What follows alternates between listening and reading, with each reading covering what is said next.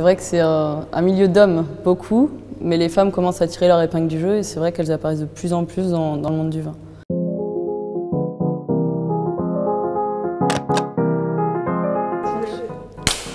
Présentez-vous. Donc, je m'appelle Agathe Renaud et je suis coordinatrice technique et pilote qualité, hygiène, sécurité, environnement pour les vignobles Bernard Magret. Votre métier en quelques mots. Mise en marché primeur pour les vins du groupe. Il y a aussi tout ce qui est aspect sécurité pour les travailleurs qui sont sur les propriétés. Après, on a aussi tout l'aspect qualité, donc là c'est plus pour nos produits. Tout l'aspect environnement et donc là tout ce qui est certification environnementale. Quel est votre parcours? Du coup, j'ai fait un diplôme d'ingénieur agricole spécialisé vignes et vins. Donc après, je me suis spécialisée dans le monde des vins. Donc j'ai fait plusieurs stages pour ce qui était de la partie vigne. La partie vin, j'ai eu la chance de faire la vinification à Pape Clément en fait à la fin de mon stage. Et c'est ce qui m'a amenée dans le groupe Bernard Magret. Les qualités pour votre poste? Alors, je dirais qu'il faut être rigoureux, curieux, autonome aussi pour pouvoir prendre les décisions assez rapidement. Et ensuite, je dirais passionné également. À quoi ressemble votre quotidien? Je suis assez polyvalente, donc au quotidien, ça se ressemble jamais. Il y a une périodicité liée au cycle de la vigne et du vin, forcément. Donc, on pourrait dire plutôt la campagne primeur en mars-avril, mais c'est aussi le début de la campagne au niveau du vignoble, parce que les bourgeons commencent à apparaître.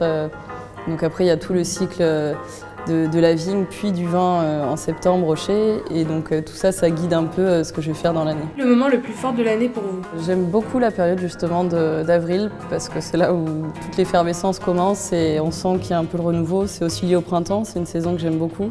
Qu'est-ce qui vous anime le plus?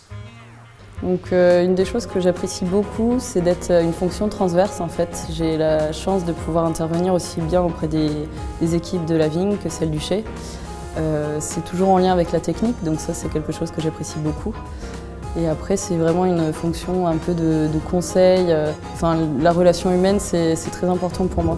Si vous étiez un vin, vous seriez? Un Pessac-Léognan blanc, Pape Clément blanc par exemple. Comment a commencé votre relation avec le vin? Et en fait, j'ai commencé à connaître le vin avec le club œnologie de mon école. Donc on allait faire des visites de vignobles aussi, et tous les jeudis on avait club œno, comme on disait, et on allait déguster certains vins, on découvrait des appellations de France, à l'étranger aussi. Donc c'est ça qui m'a donné envie d'aller dans le milieu. Et j'ai fait un premier stage pour voir si effectivement ça me plaisait. Au départ, j'étais plutôt partie pour de l'environnement. Donc dans l'école, et ça a complètement redistribué les cartes et au final je me suis dirigée pour la viticulture et l'œnologie. La place de la femme dans le milieu du vin? Je dirais que ça dépend à quel poste. Donc c'est vrai qu'il y en a de plus en plus dans le milieu du vin.